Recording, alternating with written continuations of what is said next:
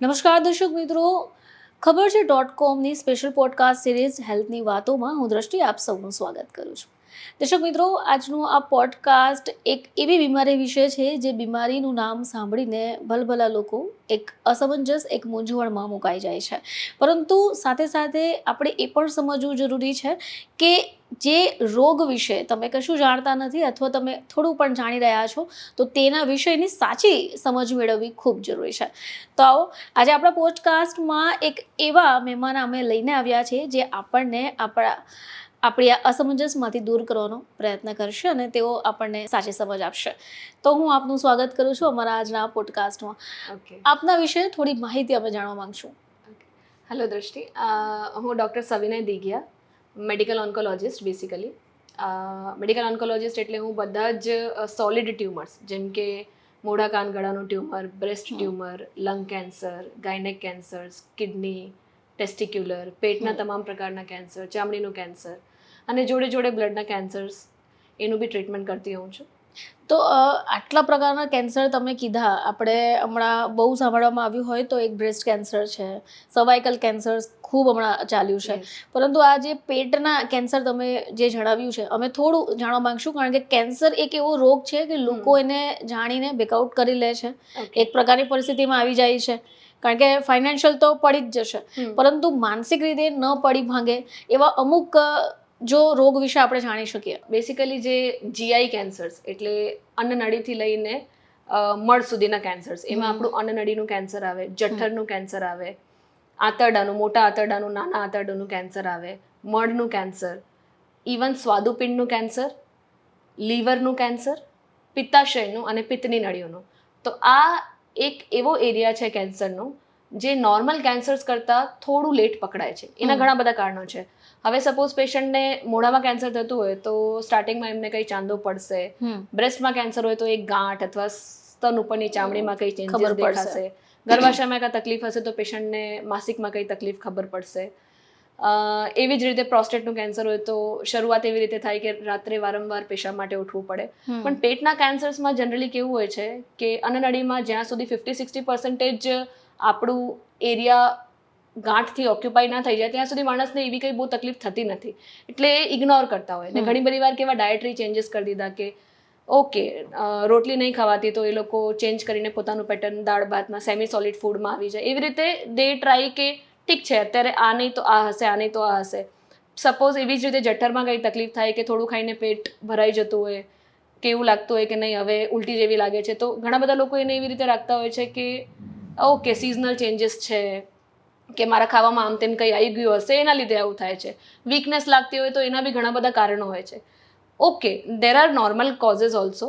હું એવું નથી કહેતી કે કોઈ બી સિમ્ટમ થાય ને તમને કેન્સર જ હશે, બટ ડેફિનેટલી જ્યારે આપણને 2-3-4 અઠવાડિયા થઈ જાય અને આ બધી વસ્તુઓ આપણી નોર્મલ સારવારથી જ્યારે ટ્રીટ ના થતી હોય ત્યારે ડેફિનેટલી આપણે નજીકના ડૉક્ટરની, મોટા ડૉક્ટરની સલાહ લેવી જરૂરી છે.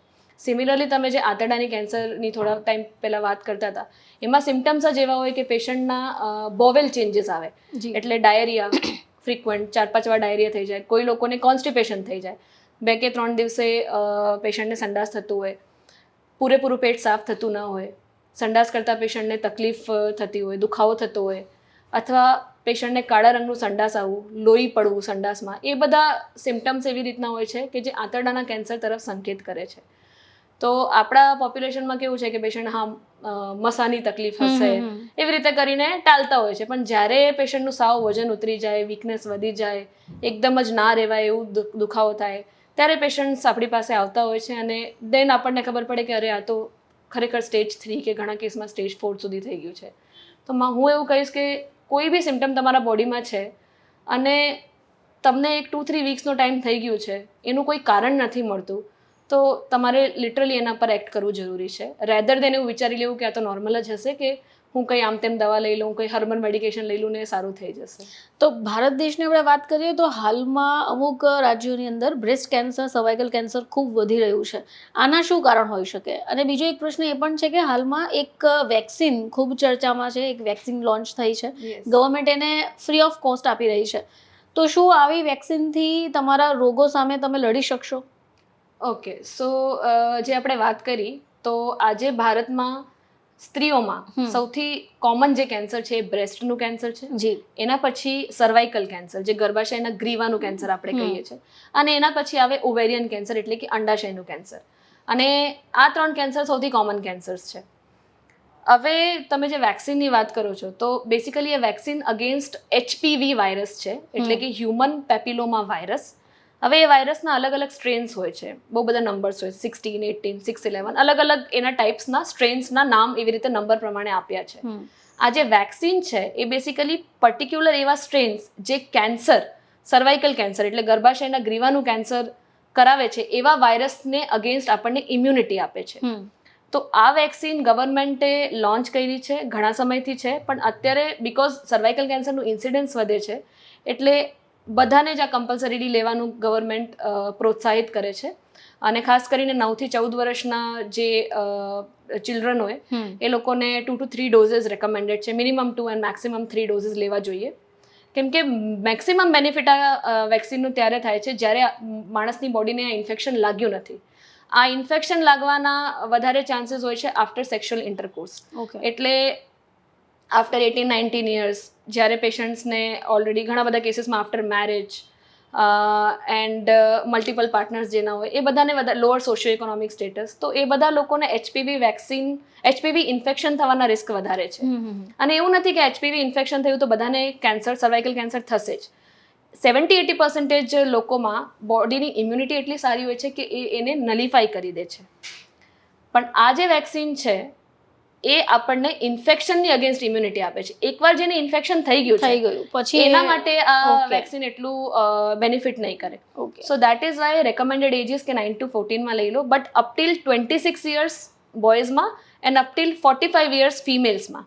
કે સપોઝ 9 to 14ની રેન્જમાં ના લઈ શક્યા હોય તો 45 યર્સ સુધીની એજમાં સ્ત્રીઓ અને 26 વર્ષની ઉંમર સુધીમાં પુરુષો આ વેક્સિન લઈ શકે છે.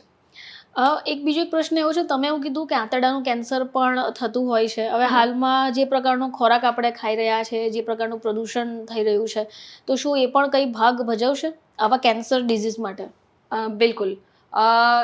સ્પેશિયલી જે આપણા ગેસ્ટ્રો ઇન્ટેસ્ટાઇનલ ટાઈપ ઓફ કેન્સર્સ હોય છે, જેમાં આવે અન્નનળીનું, આંતરડાનું, પેટનું, એમાં ડાયટનું બહુ જ ઇમ્પોર્ટન્ટ રોલ છે.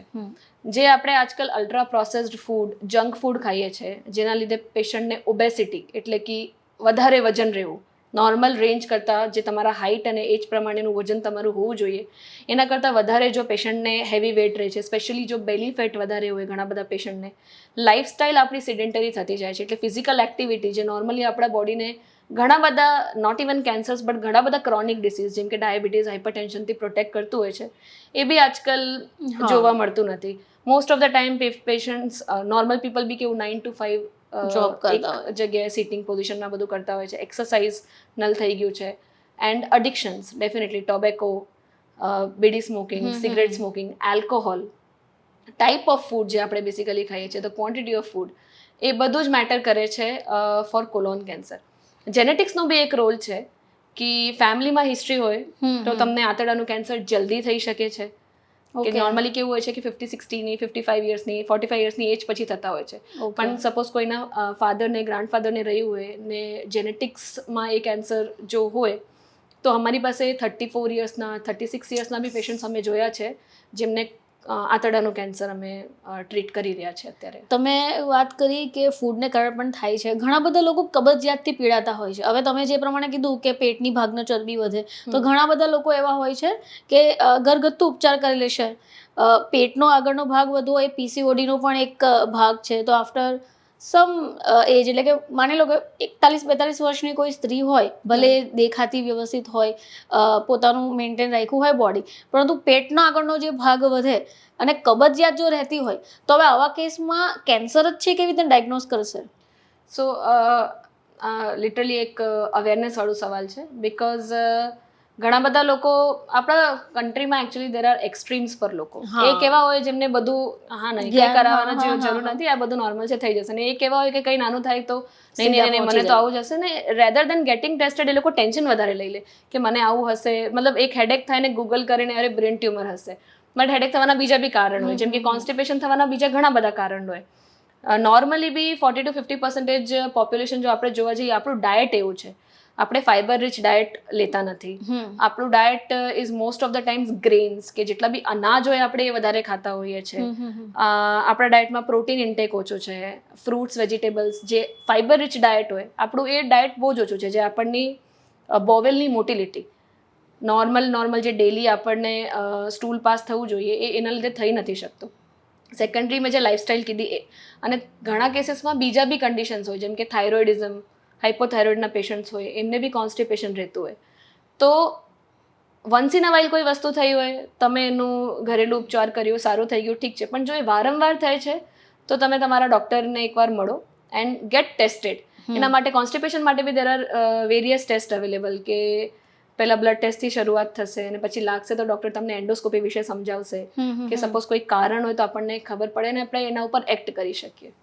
આજની જનરેશનની અંદર યંગસ્ટર્સમાં પણ એટલા જ પ્રમાણમાં કેન્સર જોવા મળી રહ્યું છે જેટલા ઓલ્ડ એજમાં. એવું પહેલાં એવું કહેવાતું હતું કે અમુક સમય પછી, અમુક ઉંમર પછી તમને લાગતું વળગતું હોય, પરંતુ હવે આપણે જોઈએ છીએ એક ખૂબ દુઃખદ વાત પણ છે, કારણ કે અત્યારે 22-23 વર્ષની ઉંમરે પણ લોકોને કેન્સર થઈ રહ્યા છે. આની પાછળનું કોઈ કારણ શું હોઈ શકે? એક તો જેનેટિક, જેમ તમે કીધું તે પ્રમાણે, બીજું આપણી લાઈફસ્ટાઈલ છે. હવે ખબર કઈ રીતે પડશે? શરીર, આપણું બોડી આપણને સંકેત એવા કયા આપી શકે? ઓકે, સો સંકેતમાં હું તમને કહીશ કે હવે સપોઝ મોઢાનું કેન્સર હોય તો નોર્મલી સ્ટાર્ટ થાય કે એક ચાંદો પડ્યો હોય માણસને, એટલે માણસ નજીકના દવાખાનાથી કઈ દવા લઈ આવે, રાઈટ, કઈ ટ્યુબ લઈ આવે, લગાડે, ઓકે થઈ જાય. થોડા ટાઈમ ના માટે 5-7 દિવસ તો પેશન્ટ્સના ઘરવાળા બી એવું કહેતા હોય કે અરે તને વાઇટામિનની ડેફિશિયન્સી હશે, જે મોસ્ટ કોમનલી કોઝ હોય છે એકચ્યુઅલી. કબજિયાત હોવાનું પણ એક મોટું કારણ છે. યસ, તો હું એવું નથી કહેતી કે બધા જ ચાંદા આપણા કેન્સર જ હશે, બટ મોસ્ટલી આવા કોઈ કેસીસ હોય છે. પણ હવે 2-3 વીક્સ થઈ ગયા છે, તમને ઓલરેડી તમારું આ જે ચાંદી છે એ મટતી જ નથી, તો તમારે રેધર દેન કે આ ઘરેલું ઉપચાર નથી થયું તો બીજું ઘરેલું ઉપચાર, ત્રીજું ઘરેલું ઉપચાર, એવું કરવા છતાં તમે એ રોગને અંદર વધારી રહ્યા છો. તો જેમ કે મોઢાનું કેન્સર છે તો એનું સંકેત એ છે કે 2 થી 3 અઠવાડિયા થઈ જાય અને કોઈ ચાંદી મટતી ના હોય તો તમારે કેન્સર હોઈ શકે. ખાસ કરીને જ્યારે તમને હિસ્ટ્રી હોય કે તમે આગળના જીવનમાં તમે તમાકુ લીધું છે, બીડી સિગરેટનું કન્ઝમ્પશન કર્યું છે, કે ઘણા કેસીસમાં આલ્કોહોલ તમે લીધું છે, અથવા મેં એક પેશન્ટ એવું બી જોયું છે જેને આ કોઈ બી એડિક્શન નહીં હતું, બટ બીકોઝ એને એક દાંત હતું જે 1 થી 2 વર્ષ માટે એને ઘસારો કરતો હતો, તો કોન્સ્ટન્ટ જે ફ્રિક્શન ક્રિએટ થાય એ બી at times can give rise to cancer. તો એ બી એક કારણ છે. હવે ઘણા બધા પેશન્ટ મારી પાસે એવા આવે છે કે અમે તો કોઈ દિવસ તમાકુ ખાધું જ નથી, બીડી સિગરેટ કંઈ લીધું નથી, પણ સોપારી ખાતા હતા. તો રિસન્ટલી એ બધી વસ્તુ બહુ જ ચર્ચામાં છે કે સોપારી ખાવાથી કેવી રીતે કેન્સર થાય? સોપારીમાં તો કંઈ જ નથી, તો બટ સોપારી ખાવાથી તમને જે ફ્રિક્શન ક્રિએટ થાય એ ડે બાય ડે ફ્રિક્શન થશે, એટલે ત્યાં રિજનરેશન માટે આપણું બોડી એક્ટ કરશે, અને એ જ પ્રોસેસમાં પછી it can sometimes give rise to cancer. તો એક વસ્તુ એ થઈ. બ્રેસ્ટનું કેન્સર હોય તો સ્ત્રીઓને કઠણ ગાંઠનું મહેસૂસ થવું, અથવા સ્તન ઉપરની ચામડીમાં જો ખરચલીઓ પડી જતી હોય, નિપલમાંથી રક્તનું વહેવું, અથવા નિપલમાંથી કોઈ બી બીજા પ્રકારનું ડિસ્ચાર્જ નીકળવું, અને બગલમાં ગાંઠ હોય તો એ કન્ડિશન્સ હોઈ શકે કે બ્રેસ્ટ કેન્સર તરફ આપણને સંકેત આપે.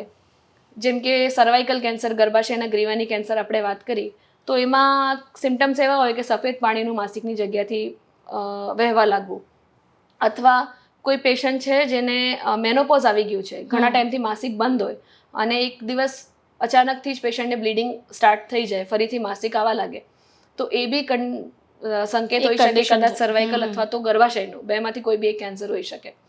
અંડાશયના કેન્સરની વાત કરું તો એ ખરેખર એક સાયલેન્ટ કેન્સર છે. એમાં પેશન્ટને એવી જ કમ્પ્લેન હોય કે થોડું ખાઈએ અને જલ્દી પેટ ભરાઈ જાય, અથવા બ્લોટિંગ જેવું ફીલ થાય, બીજું કઈ સિમ્ટમ ના હોય. એટલે માણસ કેવું પોતાના ડાયટમાં ચેન્જીસ કરી નાખે કે ઓકે મને કદાચ ઓઇલી ફૂડ હવે સૂટ નહીં થતું, ને એવી રીતે 2-3 મંથ્સ જતા રહે, ને પછી જ્યારે એબડોમિનલ ડિસ્ટેન્શન એટલે કે પેટનો ભાગનો વધારો થવા લાગે ત્યારે ડૉક્ટર પાસે જાય, અને ત્યારે આપણે સોનોગ્રાફી કરાવીએ તો ખબર પડે કે પેટમાં તો પાણી ભરાઈ ગયું છે, અને બંને જ અંડાશયમાં અથવા કોઈ એક અંડાશયમાં પેશન્ટને ગાંઠ બી જોવા મળે. એટલે એ કન્ડિશનમાં કેન્સર ઓલરેડી સ્ટેજ 3 પર, ઘણા કેસીસમાં સ્ટેજ 4માં પહોંચી જ ગયું હોય. તો આ બધા થોડા સિમ્ટમ્સ છે. અને જેમ કે પ્રોસ્ટેટ કેન્સર, જે વધતા ઉંમરના પુરુષો હોય આફ્ટર 60-65-70 યર્સ, એ લોકોમાં કેવું હોય, પ્રોસ્ટેટ કેન્સરની સૌથી પહેલી નિશાની હોય કે રાત્રે 2 થી 4 વાર, ઘણા કેસમાં 5 વાર પેશાબ કરવા ઉઠવું પડે. તો આપણા ઘણા બધા મેલ્સ એને એવી રીતે વિચારતા હોય કે અરે આ તો આ એજમાં કોમન છે, કોમન છે. હવે તો ઉઠવું જ પડશે એમ, 2 થી 3 થયું, 3 થી 4 થયું. મોસ્ટ ઓફ ધ ટાઈમ્સ એવું હોય છે કે પ્રોસ્ટેટમાં સોજો થયું હોય અને એ સોજો દર વખતે કેન્સર હોય એવું જરૂરી નથી. સાધારણ સોજો જે થયો હોય જેને આપણે BPH કહીએ, બિનાઇન પ્રોસ્ટેટિક હાઇપરપ્લેશિયા, એમાં બી આવા જ સિમ્ટમ્સ હોય. પણ રેધર દેન એ વસ્તુ તમે તમારા રીતે ધારી લો ટેસ્ટ કરાયા વગર, ગેટ ઇટ ટેસ્ટેડ વન્સ. એ મારું મતલબ સંદેશ છે બધાને. એ સિવાય છે ને લોકો ટેટૂઝ પણ વધારે કરાવે છે, ટેટૂનો પણ ક્રેઝ છે. તેનાથી શું ત્વચાનું કેન્સર અથવા સ્કિન ડિસીઝ થઈ શકે? કારણ કે આજકાલ આપણે જોઈએ છે તો લોકો પોતાની સુંદરતા અથવા તો પોતાના દેખાવ માટે વધારે કોન્શિયસ થઈ રહ્યા છે. ટેટૂઝ વિથ કેન્સર એક થોડું કોન્ટ્રોવર્શિયલ એરિયા છે, બટ ડેફિનેટલી જે ટેટૂમાં ડાય યુઝ થાય છે, dyes at times can be a risk factor ઘણા બધા સ્કિન કેન્સર માટે. અને જેમ કે ઘણી ડાઈઝ છે, જેમ કે એનિલિન ડાઈ એક છે જે પેશાબની થેલીનું કેન્સર બી કરાવી શકે છે. તો આ જે ડાઈ છે એ ટેટૂમાં શું થાય કે નાના નાના નીડલ્સ હોય જેનાથી એ જે ડાઈ છે આપણા ચામડીના નીચેના લેયરમાં, અને જેનાથી એ પરમનન્ટ રહી જાય, મટે નહીં ને સારું લુક આપે ને આ રીતની બધી હોય છે. તો ટેટૂથી કેન્સર ખરેખર વધે છે એવું નથી, ડિટેક્શન એક વધી જાય. બિકોઝ ઇટ ઇઝ સેમ કે માણસનું જે હાડકાનું કેન્સર હોય, બેસિકલી અમારી પાસે 15 થી 20 વર્ષના બાળકો આવતા હોય કે અરે આ તો રમતા રમતા પડી ગયું હતું, પછી 2 મહિના પછી જોયું તો અહીંયા ગાંઠ આવી ગઈ. તો એ એકચ્યુઅલી પડવાથી કેન્સર થાય એવું નથી, બિકોઝ માણસ પડ્યો અને ત્યાં એને દુખાવો થયો, પછી હી વોઝ મોર કોન્શિયસ કે એ જગ્યાએ એને એકચ્યુઅલી આગળ ઈજા થઈ છે, તો એને ડિટેક્શન વધી ગયું હોય અને ઇન્સિડેન્ટલ ડાયગ્નોસિસ જે હોય કેન્સરનું એ વધી જાય છે. બીજી વસ્તુ જે હું કહીશ કે ટેટૂમાં જે નીડલ્સ યુઝ થાય એ આપણા બ્લડના કોન્ટેક્ટમાં આવે, અને ઇફ સમટાઈમ્સ કોઈ જે પર્સન હોય જેને ટેટૂ કરાયું હોય એને HIV અથવા હેપેટાઇટિસ B, હેપેટાઇટિસ C એવી બીમારી હોય તો એના બ્લડથી બીજા માણસમાં જ્યારે સેમ નીડલ વપરાતી હોય તો ઇટ કેન સ્પ્રેડ. તો એ માટે થોડું આપણે કોશિયસ રહેવું પડે. Otherwise there is no direct correlation કે ટેટૂ કરાવવાથી જ કેન્સર વધે છે, એવું નથી. આપણે ઘણા બધા કેન્સર સાંભળ્યું. આજે અમે એક નવી વાત સાંભળી કે કેન્સર પણ સાયલેન્ટ હોય છે. તો હું આપને એ પૂછીશ કે આ તમારી વાતો સાંભળીને એવું લાગ્યું કે કબજિયાત પણ એક મોટો પ્રશ્ન છે, એટલે આપણે ઘરગથ્થુ ઉપચાર ન કરતા ડૉક્ટરની સલાહ લેવી વધારે જરૂરી છે. ડૉક્ટર્સનું એવું કહેવું છે, તમે પણ એવું કીધું તે પ્રમાણે, કે અમુક સમય થાય એટલે તમારે ટેસ્ટ કરવા જોઈએ. હવે તમે આ કેન્સર તે કેન્સર એ આપણે વાત સાઈડ પર મૂકીએ તો શરીર માટે એવા કયા કેન્સર છે જેન્ડર વાઇઝ, જેમ કે સ્ત્રી માટે આ અને પુરુષ માટે આ, તો એ કેટલા વર્ષે કરાવવા જોઈએ? અને એ ટેસ્ટના નામ તો આપણે ગૂગલ પણ કરી શકીએ છીએ, પરંતુ પ્રોપર ગાઈડન્સની અમને થોડી આપ જો જણાવી શકો તો. બિલકુલ. પહેલી વસ્તુ તો હું ક્લેરિફાય કરીશ કે મારી પાસે ઘણા પેશન્ટ્સ આવે છે કે અમે તો એવરી યર બોડી પ્રોફાઇલ કરાવતા. રાઈટ. એટલે બોડી પ્રોફાઇલમાં શું થાય, પેશન્ટ CBC જે આપણું હિમોગ્લોબિન ને પ્લેટલેટ, થાઇરોઇડ કરાવી લે, લીવરના ટેસ્ટ હોય એમાં બિલિરુબિન, કિડનીનું ટેસ્ટ હોય, ક્રિએટિનિનનું ટેસ્ટ થઈ જાય, ઘણા કેસમાં કોલેસ્ટ્રોલનું ટેસ્ટ લોકો કરાવી લેતા હોય છે કે ઠીક છે. તો આ બોડી પ્રોફાઇલમાં જનરલી, અને ડાયાબિટીસ, આ 5-6 વસ્તુ છે જે કોમન હોય છે, અને આખું એક પેકેજ જ હોય કે આટલા ટેસ્ટ આટલામાં થઈ જશે. થઈ જાય, રાઈટ. પણ આમાંથી કોઈ બી રિપોર્ટ આપણને કેન્સર છે કે નહીં એ નથી કહેવાનું બેસિકલી. તો ફર્સ્ટ વસ્તુ તો એ જાણવી જરૂરી છે કે તમે બોડી પ્રોફાઇલ કરાવો છો યરલી, તો એનાથી તમને કેન્સર ડિટેક્શનમાં કોઈ હેલ્પ નથી થવાની. કેન્સર ડિટેક્શન માટે, સ્પેસિફિક કેન્સર માટે સ્પેસિફિક ટેસ્ટ છે. જેમ કે બ્રેસ્ટ કેન્સર માટે બહુ જ આટલા વર્ષથી ઇસ્ટેબ્લિશ્ડ વસ્તુ છે કે 40 વર્ષની ઉંમર પછી દરેક સ્ત્રીએ, ફેમિલીમાં હિસ્ટ્રી હોય કે ના હોય, વર્ષે એકવાર મેમોગ્રાફી બંને સ્તનની કરાવવી જોઈએ. ઓકે. અને જો ફેમિલીમાં તમારા હિસ્ટ્રી રહી હોય કે તમારા મધર સાઈડ અથવા નાનીના સાઈડ સિસ્ટર્સને કોઈને બ્રેસ્ટ કેન્સર થયું હોય તો ડેફિનેટલી આ 40 યર્સની એજ, 30 યર્સમાં, અને ઘણા કેસમાં 25 યર્સથી બી આપણે સ્ક્રીનિંગ સ્ટાર્ટ કરતા હોઈએ છીએ. યરલી આપણે, એટલે વર્ષે એકવાર જે આપણે મેમોગ્રાફી કરાવશું એ તો ઠીક છે, પણ મહિને જ્યારે મેન્સીસ પતે ત્યારે દરેક સ્ત્રીએ પોતાના બ્રેસ્ટનું એક સેલ્ફ એક્ઝામિનેશન કરવું જોઈએ કે કંઈક થોડું ચેન્જીસ છે તો આપણે એટલીસ્ટ અવેર થઈએ આપણી બોડી માટે, કે પછી એકદમ જ સ્કેન કરાવવા જઈએ. રાઈટ. બિકોઝ ઘણી બધી વાર કેવું હોય છે કે ચામડીમાં કંઈ તકલીફ હશે જ ને, કંઈ નાની અમથી ગાંઠ હશે જ, તમે ખુદથી જોશો તો તમને એક આઈડિયા આવી જ જશે. 1 to 2 સેન્ટીમીટરની કઈ વસ્તુ હશે તો તમને નહીં જ ખબર પડે. એટલે જ હું તમને કહું છું કે મેમોગ્રાફી એના માટે જરૂરી છે, પણ એવરી મંથ આપણે આપણા બોડી માટે આટલું અવેર રહીએ. બીજી વસ્તુ જે છે સર્વાઇકલ કેન્સર, જે આપણે સેકન્ડ મોસ્ટ કોમન કેન્સર કીધું ઇન્ડિયન ફિમેલમાં, તો એના માટે 21 વર્ષની ઉંમરથી ગાઈડલાઇન્સમાં એવું છે કે 3 વર્ષે એકવાર પેપ સ્મિયર કરાવવું જોઈએ. 30 વર્ષની ઉંમર પછી 3 વર્ષે એકવાર પેપ સ્મિયર અથવા તો પેપ જોડે HPV, જે મેં આપણે વાત કરી, HPVના લીધે સર્વાઇકલ કેન્સર થાય છે, તો HPVનું જે લેબ ટેસ્ટ હોય એ બંને કમ્બાઈન કરીને આપણે 5 વર્ષે એકવાર એ ટેસ્ટ બી કરાવી શકીએ છીએ. તો પેપ સ્મિયરમાં આપણને 2 વસ્તુ ખબર પડે. પહેલું તો કેન્સર છે કે નહીં એ ખબર પડે, અને સર્વાઇકલ કેન્સર થાય એની પહેલાં પ્રી કેન્સરસ લીઝન્સ હોય છે કે જે ખરેખર કેન્સર નથી પણ પ્રી કેન્સરસ છે. એટલે એનું આપણે ટ્રીટમેન્ટ જો કરીએ તો આગળ કેન્સરને આવતા જ આપણે રોકી શકીએ છીએ. તો એ વસ્તુ બી પેપ્સમિયરમાં આપણને ખબર પડે છે, અને દેટ ઇઝ ક્વાઇટ અફોર્ડેબલ. મતલબ તમારે 3 વર્ષે એકવાર કરાવવું છે, તમારે કરાવવું બી નથી વર્ષે વર્ષે આ તો. અને એમાં કોઈ એબનોર્માલિટી નીકળે કે સપોઝ તમને કંઈ પ્રી કેન્સરસ લીઝન જોવા મળે તો પછી ડેફિનેટલી તમારા ડૉક્ટર તમને કહે છે કે નેક્સ્ટ યર બી તમારે આ કરાવવું જોઈએ, કેમ કે કંઈ પ્રોબ્લેમ નીકળ્યું છે. પણ જો નોર્મલ જતું હોય તો તમારે 3 થી 5 વર્ષે જ એકવાર કરાવવું છે. સિમિલરલી જે આપણે વાત કરી કે વધતી ઉંમરના જે પુરુષો હોય જેમને પ્રોસ્ટેટ કેન્સરનું રિસ્ક હોય, તો 50 વર્ષની ઉંમર પછી PSA, પ્રોસ્ટેટ સ્પેસિફિક એન્ટિજન, એક ટ્યુમર માર્કર છે જે આપણે બ્લડમાંથી જ ટેસ્ટ કરી શકીએ છીએ, અને એ જો વધતું હોય તો એ બી આપણને સંકેત આપી શકે કે કદાચ પેશન્ટને પ્રોસ્ટેટ કેન્સર બી હોઈ શકે છે.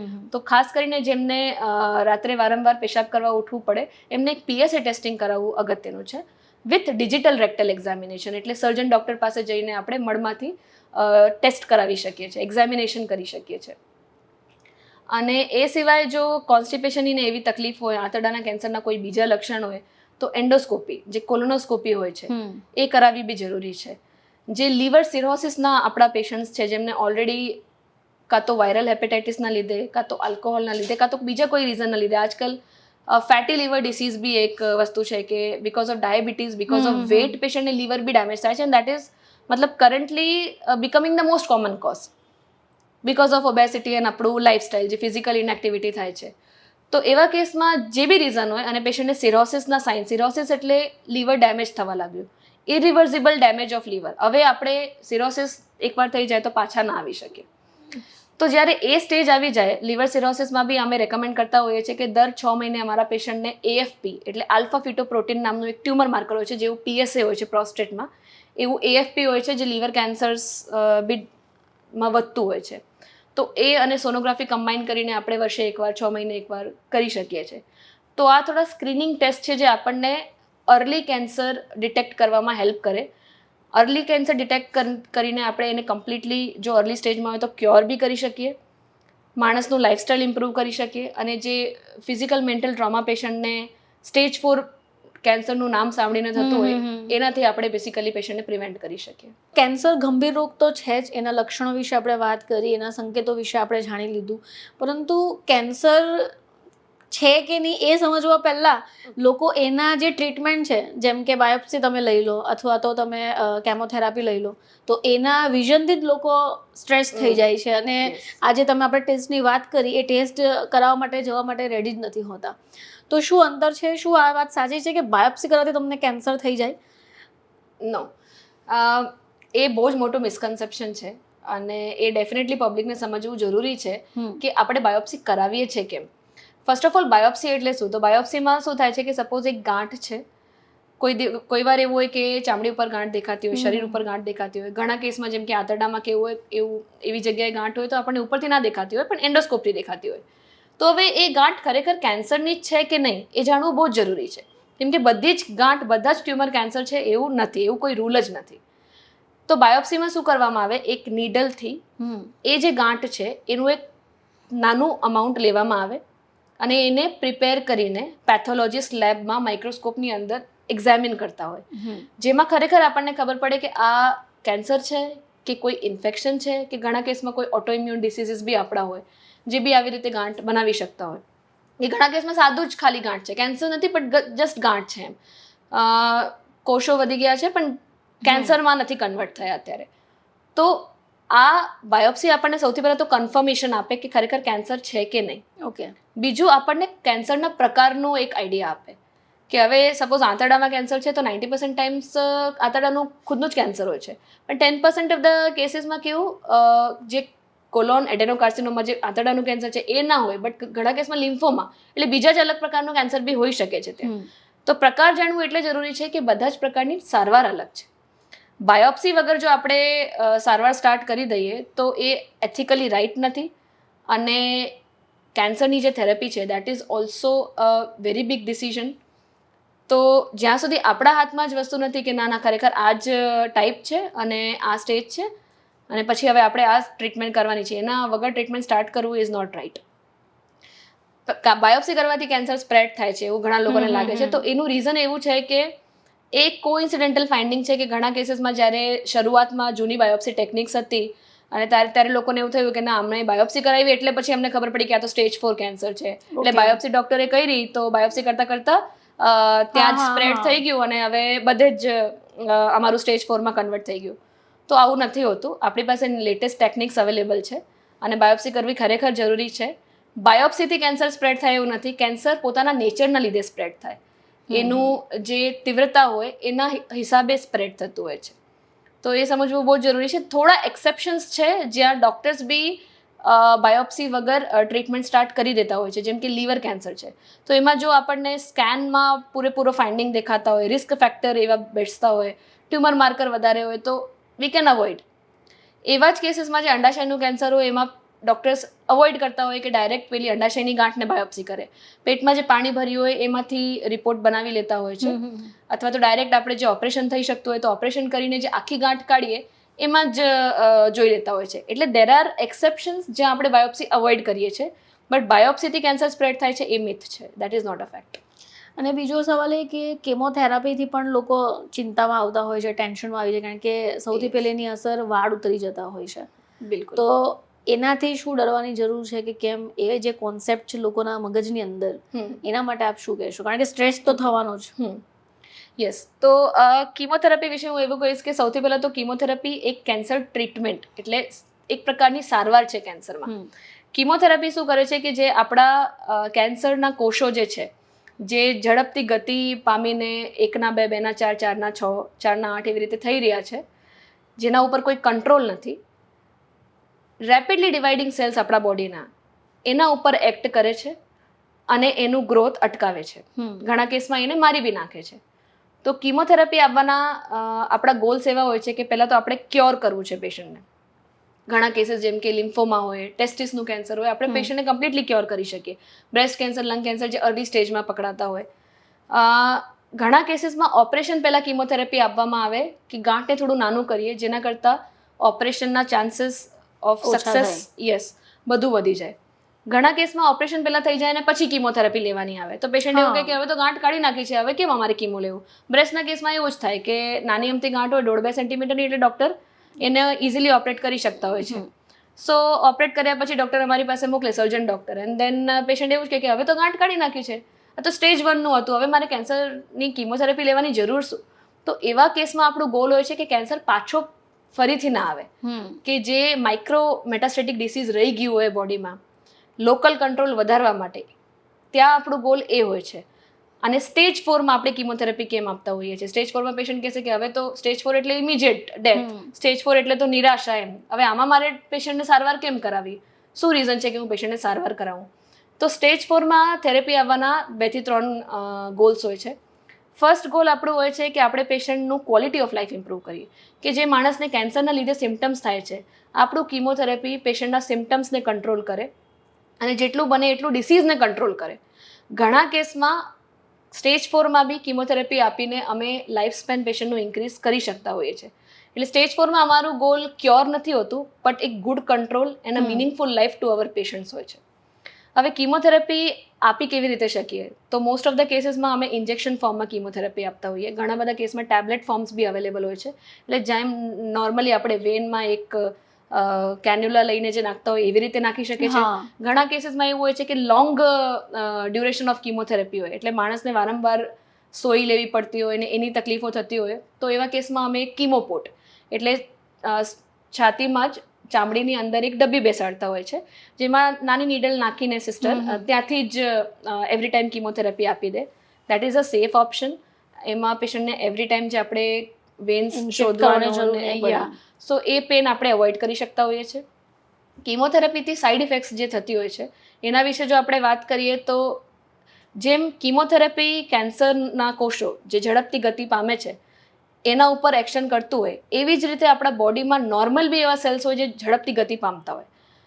જેમ કે આપણો બ્લડ સેલ્સ જે હોય કે રોજનું રોજ જ આપણું બ્લડનું પ્રોડક્શન થતું હોય, આરબીસીનું, ડબલ્યુબીસીનું, આપણા હેર્સ, આપણું જે મ્યુકોસા લાઇનિંગ છે એટલે કે જે આપણા આખું ગેસ્ટ્રો ઇન્ટેસ્ટાઇનલ એટલે જે આંતરડાનું ને બધું લાઇનિંગ હોય, મોણાના જે લાઇનિંગ હોય અંદરનું, સ્કિન સેલ્સ, નેલ્સ, એ બધું બી જે આપણું રેપિડલી તૂટી જાય તો ગ્રો થઈ જાય, તૂટી જાય તો ગ્રો થઈ જાય, ત્યાં બી કેન્સર કીમોથેરાપીની ઇફેક્ટ આવતી હોય છે. તો એવા કેસીસમાં સપોઝ પેશન્ટ કીમોથેરાપી લઈને જાય તો ઇનિશિયલી કેવું થાય કે 30-40% કેસીસમાં થોડું વીકનેસ આવે, એટલે ખુદનું કામ ખાલી કરી શકે, નાવા ધોવાનું એટલું રહે, બટ આપણે એક્સપેક્ટ કરીએ કે પેશન્ટ બધું જ કરી લેશે તો એવી એક્ટિવિટી ફર્સ્ટ 1 વીક સુધી ના રહે પેશન્ટને. ઘણા કેસમાં ઉલટી, ઉપકા, થોડા ઝાડા, કબજિયાત એવું થઈ શકે પેશન્ટને કીમોથેરાપીના લીધે, બટ એ બધું મેનેજેબલ છે. હેર લોસની જે આપણે વાત કરીએ તો એવું નથી કે યંગ પેશન્ટ્સને, ઇવન ઓલ્ડર પેશન્ટ જે મારી પાસે આવે એમનું ફર્સ્ટ ક્વેશ્ચન એ જ હોય કે આમાં મારા વાળ જતા રહેશે. તો યસ, 100માંથી 60-70% કીમોથેરાપી ટાઈપ્સ એવા છે કે જેમાં ડેફિનેટલી હેર લોસ થાય છે, ખાસા અમાઉન્ટનું હેર લોસ, એટલે 80-90% of hairs of the body are lost. પણ એ સમજવું બહુ જરૂરી છે કે હેર લોસથી બીને જે પેશન્ટ્સ કીમોથેરાપી નથી લેતા એ કન્સેપ્ટ ખોટો છે. જ્યારે આપણે અર્લી સ્ટેજમાં કીમોથેરાપી લિમિટેડ ટાઈમ માટે આપતા હોઈએ છીએ તો પેશન્ટ ક્યોર થઈ જાય પછી આપણે કીમોથેરાપી બંધ કરી દેતા હોય છે. તો ડેફિનેટલી જેમ કીમોથેરાપી સ્ટોપ થાય, બોડીમાંથી આખું થેરાપી વોશઆઉટ થઈ જાય, એટલે 3-4-6 મંથ્સમાં પેશન્ટના હેર રીગ્રોથ સ્ટાર્ટ થઈ જતા હોય છે. એટલે એવું નથી કે કીમોથી પરમનન્ટલી વાળ જતા રહેશે, એકવાર વાળ ગયા તો કોઈ દિવસ વાળ આવશે જ નહીં, એવું નથી હોતું. કેમ કે આમાં આપણી જે હેરની જડ છે એનું મૃત્યુ નથી થતું. જેમ કે જે ઓલ્ડ એજમાં આપણે પુરુષોને જોતા હોઈએ છીએ કે જેમના એકદમ જ વાળ જતા રહે, એવું આમાં નથી થતું. આમાં એ જે હેર ગ્રોથ છે એ ઇનેક્ટિવ થઈ જાય થોડા ટાઈમ માટે, બિકોઝ ત્યાં કીમોથેરાપીની ઇફેક્ટ આવી હોય. ઓકે. બટ જેમ આપણી થેરાપી બંધ થાય, આપણું પેશન્ટ ક્યોર થઈ જાય એર્લી કેન્સર્સમાં, ડેફિનેટલી હેર ગ્રોથ પાછા આવી જાય. એટલે એમાં કંઈ આપણને બીમાની જરૂર નથી. મારો સંદેશ એ છે કે પેશન્ટને આજે કેન્સરથી એટલું ડર નથી લાગતું, બટ કીમોથેરાપીથી એટલું બધું ડર લાગે છે કે પેશન્ટ ટ્રીટમેન્ટ લેવા જ નથી માંગતા એમ. સો એના ઉપર ખરેખર આપણે બધાને કામ કરવાની જરૂર છે અને આપણે એટલું અવેર બનીએ અને બનાવીએ પેશન્ટ્સને કે જે જરૂરી વસ્તુ છે એના ઉપર ફોકસ કરવું જોઈએ આપણને. તો દર્શક મિત્રો, આજના આ પોડકાસ્ટ, આ હેલ્થની સિરીઝની વાતોમાં આપણે આજે કેન્સરના લક્ષણો, કેન્સરના સંકેતો, કેવી રીતે જાગૃતતા લાવી શકાય, કેન્સર રોગના પ્રિકોશન પણ આપણે જાણ્યા, સાથે સાથે કેન્સર વિશેની જે મૂંઝવણો છે એને પણ દૂર કરવાનો પ્રયત્ન કર્યો છે. આશા રાખીએ છીએ કે તમને તમારા મૂંઝવણના જવાબ મળી જાય. ફરીથી આપ સમક્ષ હાજર થઈશું હેલ્થની વાતોમાં.